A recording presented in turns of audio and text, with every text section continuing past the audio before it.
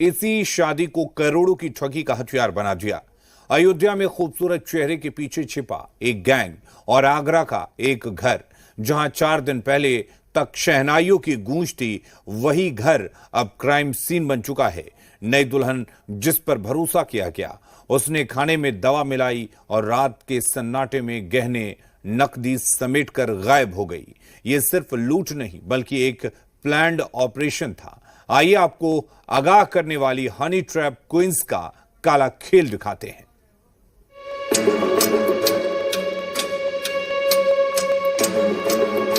आगरा का रहने वाला एक युवक जिसकी अयोध्या की एक लड़की से शादी हुई। शादी के बाद लड़की 4 दिन तक बिल्कुल नॉर्मल रही। ससुराल के साथ घुलती मिलती, घर के काम करती, विश्वास जीत रही थी।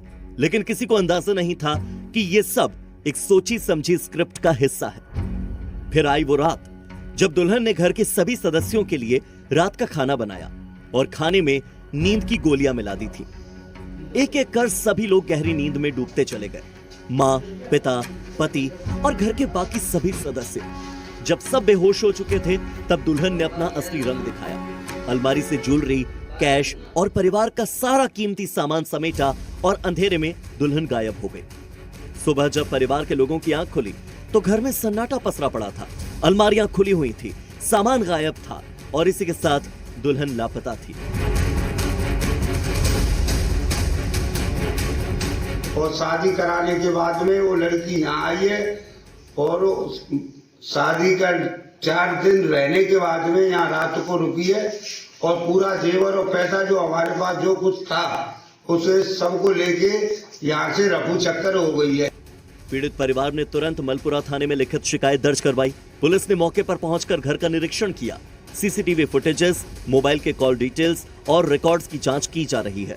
लुटेरी दुल्हनों के बढ़ते मामलों ने लोगों को सतर्क कर दिया है और सवाल यही कि आखिर कब तक शादी के नाम पर भोले भाले लोग लुटेरी दुल्हन गैंग का शिकार बनते रहेंगे।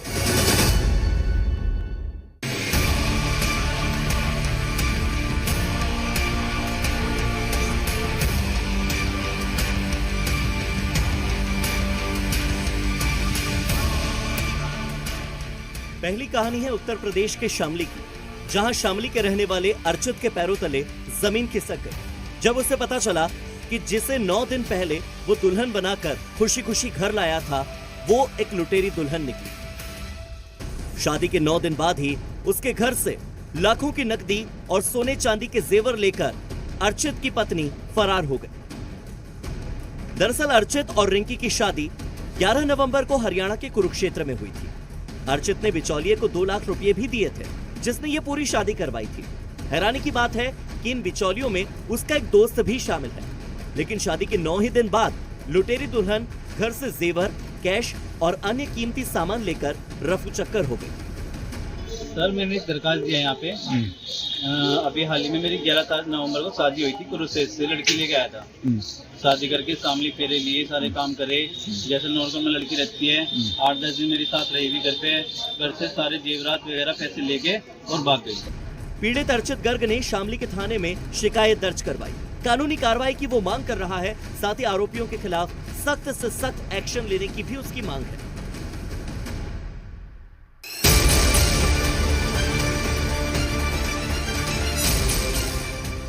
गुजरात की मेहसाणा पुलिस ने शादी के नाम पर ठगी करने वाले गिरोह का पर्दाफाश किया और कहानी के मुख्य किरदार चांदनी को गिरफ्तार किया। जरा इन तस्वीरों को गौर से देख लीजिए।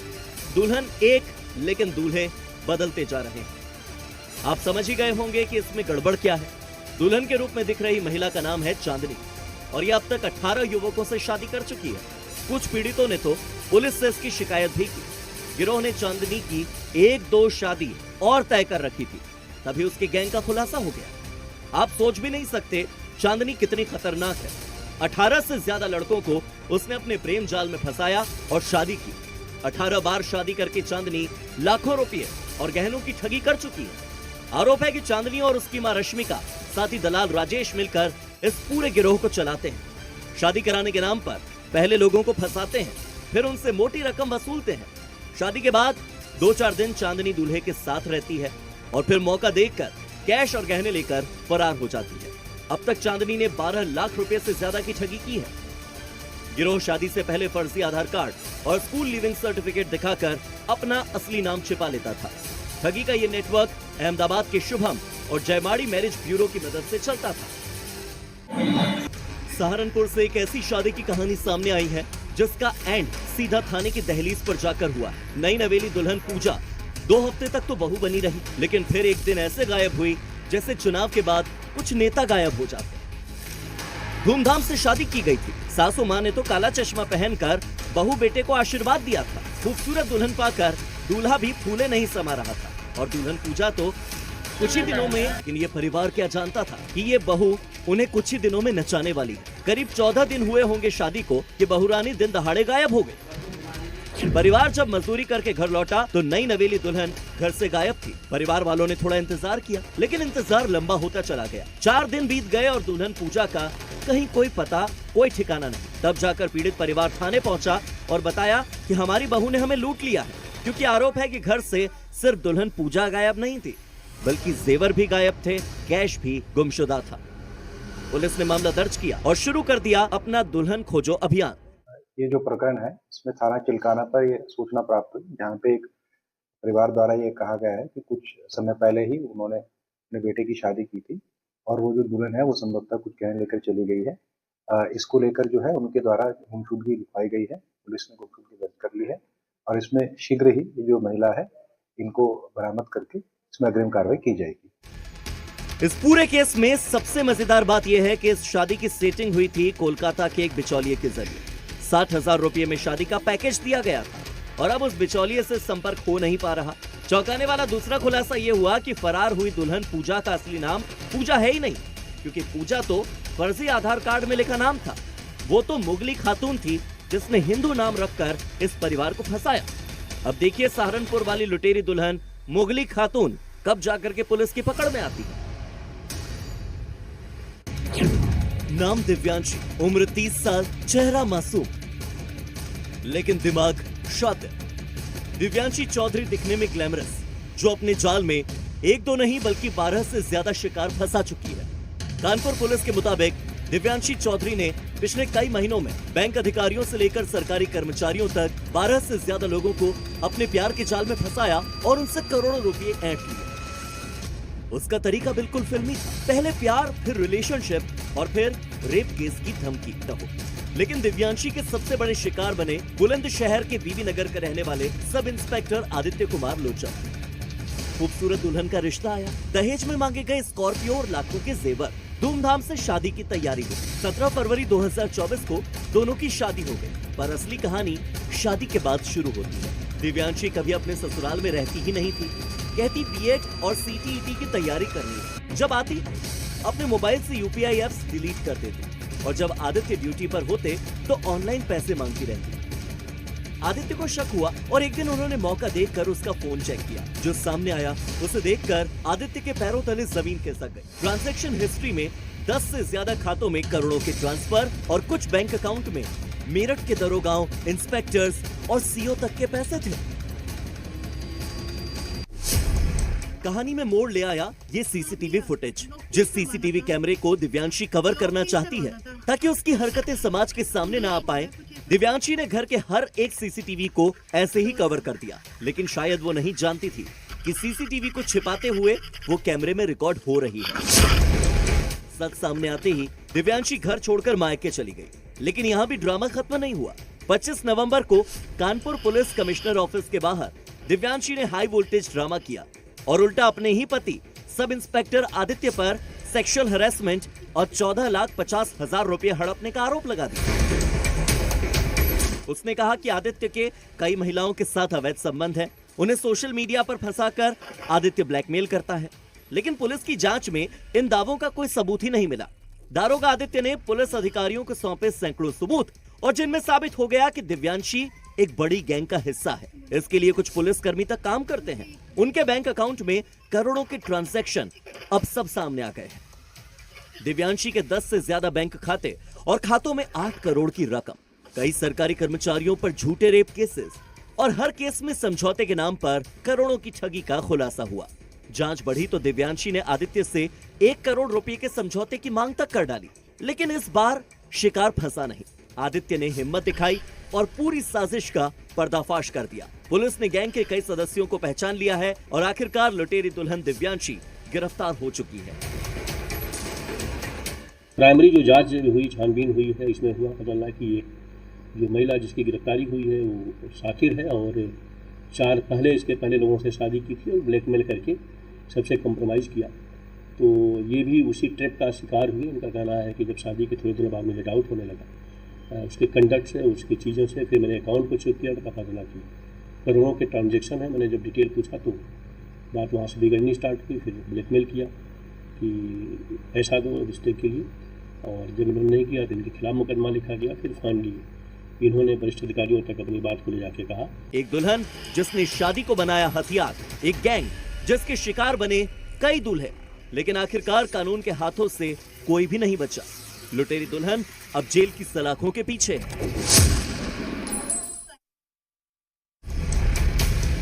कानपुर में ही एक और शादी की शहनाइयां भी शांत भी नहीं हुई थी कि एक और नई नवेली दुल्हन ने खतरनाक खेल खेल दिया। कानपुर के बिल्हौर इलाके में हड़कंप मच गया जब शादी के महज तीसरे दिन ही नई नवेली दुल्हन अपने ही पति के दुश्मन बन बैठी। धूमधाम से हुई शादी के बाद परिवार खुशियों में डूबा हुआ था। अभी तो शादी ब्याह की थकान भी ठीक से मिटी नहीं थी कि शादी की तीसरी रात दुल्हन सोनल ने पहले पति रमन गुप्ता को नशीला दूध पिलाया, फिर उसके प्राइवेट पार्ट पर जानलेवा हमला कर दिया और इतना ही नहीं, घर में रखे हुए लाखों के जेवर और नकदी समेटकर फरार। अगली सुबह जब परिवार ने रमन को बेहोश देखा, दुल्हन को गायब पाया और घर के जेवर और पैसे लूटे हुए पाए तो उनके पैरों तले जमीन खिसक गई। घायल दूल्हे को अस्पताल में भर्ती करवाया गया, जहां होश आने के बाद उसने अपनी आपबीती सुनाई। दरअसल रमन की शादी न होने से परेशान परिवार ने बिचौलियों को 1,10,000 रुपए देकर आजमगढ़ की सोनल से उसकी शादी करवाई थी, लेकिन यह रिश्ता ठगा हुआ साबित हुआ। पुलिस की माने तो शादी कराने वाले दलालों का नेटवर्क पहले से ही एक्टिव होता है और लुटेरी दुल्हन गैंग परिवारों को फंसाकर लूट की वारदातों को अंजाम देती है। कानपुर का यह मामला सिर्फ एक परिवार का या किसी एक युवक का मामला नहीं है, बल्कि उन सैकड़ों लोगों के लिए एक चेतावनी है जो शादी कराने वाले बिचौलियों के झांसे में आ जाते हैं। पुलिस अब भी उस शातिर लुटेरी दुल्हन गैंग का पीछा ही कर रही है। कहानी का अगला किरदार वो दुल्हन है जो अब भी फरार है। बुलंदशहर में शादी का झांसा देकर धोखाधड़ी करने वाले एक ऐसे गिरोह का पर्दाफाश हुआ जहां पूरा गिरोह परिवार बनता और लुटेरी दुल्हन के जरिए घरों से कैश चुराता, जेवरात चोरी करता और फरार हो जाता। यूपी के बुलंदशहर में खुर्जा नगर पुलिस ने एक महिला सिमरन को अरेस्ट किया, लेकिन बाद में पता चला कि सिमरन तो बस एक मोहरा है, असली आरोपी कोई और है। 2 और आरोपी फिर पकड़े गए, धर्मेंद्र और मोहन। आरोपियों से एक जोड़ी पायल बरामद हुई, 5400 रुपये कैश भी मिल गया, एक फर्जी आधार कार्ड भी बरामद हुआ, लेकिन ये तीनों ही मोहरा थे।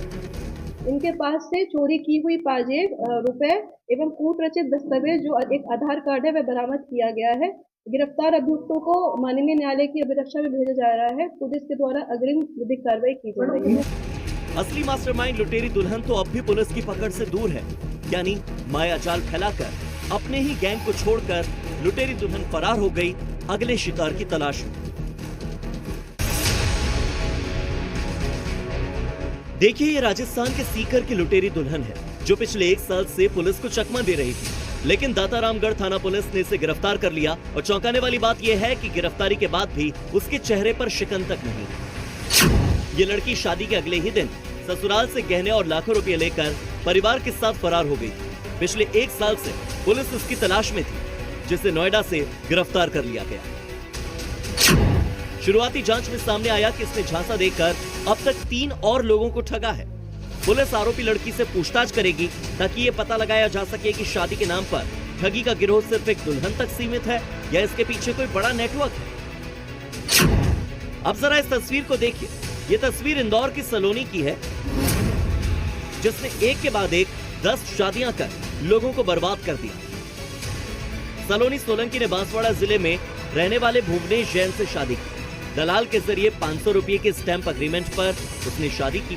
शादी के लिए 3,70,000 रुपये लिए गए। दुल्हन घर तो आई, लेकिन भुवनेश के साथ सिर्फ 15 दिन रही। फिर अपने पिताजी के बीमार होने का हवाला देकर 87,000 रुपये लेकर वो वापस इंदौर चली गई। करीब 1 महीने तक लुटेरी दुल्हन बहाने बनाती रही। पति भुवनेश को शक हुआ तो उसके बारे में खोजबीन शुरू की और फिर उसे शौक लगा। जिस सलोनी ने खुद को कुमारी बताकर भुवनेश के साथ शादी की थी, उसकी पहले से 2 शादियां हो चुकी थी और ये उसकी तीसरी शादी थी। लुटेरी दुल्हन सलोनी ने बांसवाड़ा से जाने के बाद 1 महीने में ही 6 और युवकों को अपने जाल में फंसाया और कुल मिलाकर 10 शादियां कर ली। अलीगढ़ में 2 दुल्हनें शादी के सिर्फ 2 दिन बाद रात के समय दूसरी मंजिल से रस्सी बनाकर फरार हो गई। उनके साथ कंगन, सोने की अंगूठियां, मंगलसूत्र और करीब 1,20,000 रुपये नकद भी ले गए। ये घटना न सिर्फ पारिवारिक विवाद की बल्कि संगठित अपराध की है। धोखाधड़ी का मामला। सोशल मीडिया पर इस तरह के वीडियोस तेजी से वायरल हो रहे हैं, जिससे पूरे देश में सनसनी फैल गई है। लुटेरी दुल्हनों के ये सारे मामले दिखाते हैं कि शादी और खुशियों के मौके पर भी संगठित अपराध किस तरह से परिवारों को बर्बाद कर सकता है।